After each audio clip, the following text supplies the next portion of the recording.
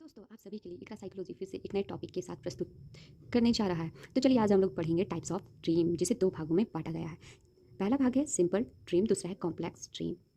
Simple dream में स्वप्न की जो घटनाएं और कहानियां छोटी और सरल होती है, जबकि कॉम्प्लेक्स ड्रीम में स्वप्न की घटनाएं एवं कहानी लंबी और इसी तरह से एक दूसरे से मिश्रित होती है।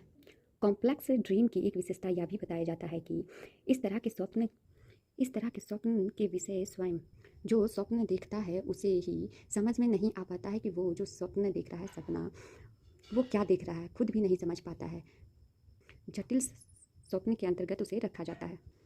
टाइप ऑफ ड्रीम में बहुत सारे मनोवैज्ञानिकों ने स्वप्न में देखे गए घटनाओं और विषयों के आधार पर स्वप्न के 7 भागों में बांटा गया है। चलिए देखते हैं उसे कितने कौन कौन से स्वप्न हैं जो 7 भागों में बांटा गया है। पहला पॉइंट है इच्छा पूर्ति स्वप्न। इसमें प्रत्यक्ष अप्रत्यक्ष रूप से व्यक्ति की इच्छा पूर्ति या अभिव्यक्त होता है। इसमें व्यक्ति जो स्वप्न देख रहा है वो इच्छा पूर्ति स्वप्न के रूप में उसे दर्शाया जाता है।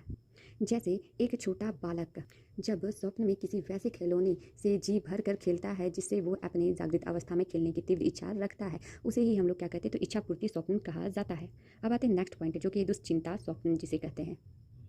इस स्वप्न में व्यक्ति तीव्र दुश्चिंता या भय से ग्रसित हो जाता है, उसे दुश्चिंता स्वप्न कहा जाता है। इस तरह के स्वप्न की एक विशेषता यह होती है कि स्वप्न दृष्टता जो स्वप्न देखने वाला है वो स्वप्न देखते देखते काफ़ी भयभीत हो जाता है और उसके शरीर से संवेगात्मक परेशानियां देखने को मिलता है। और इस तरह के स्वप्न देखते समय व्यक्ति की पूरी शरीर कांपने लगता है, पैर हाथ इधर उधर फिकाने लगता है, उसे ही हम लोग क्या कहते हैं, दुश्चिंता स्वप्न कहा जाता है।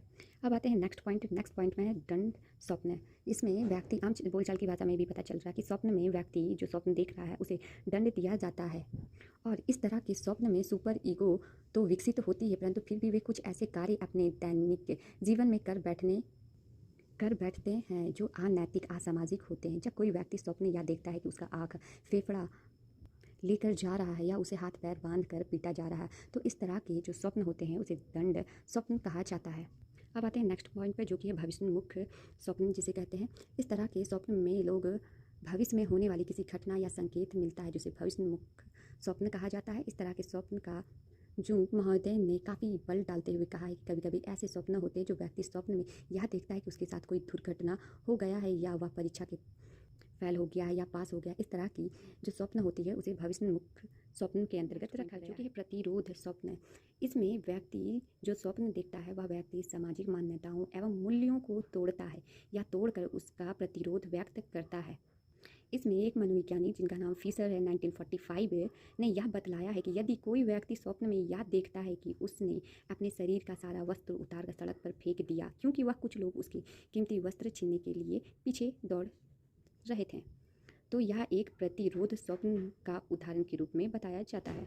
अब आते हैं नेक्स्ट जो कि है समाधान स्वप्न। इसमें व्यक्ति अपनी समस्याओं का विशेषकर मानसिक गुत्थियाँ और संघर्षों का समाधान करता है, उसे ही हम लोग समाधान स्वप्न कहा जाता है। अब आते हैं नेक्स्ट पॉइंट में है गति संबंधी स्वप्न। इस स्वप्न के अंतर्गत इसमें जो व्यक्ति होता है जो स्वप्न देख रहा होता है वो खुद को तैरते गाते उछलते रोते कभी कभी उड़ते हुए भी दिखता है, इसीलिए इसे गति संबंधी स्वप्न कहा जाता है।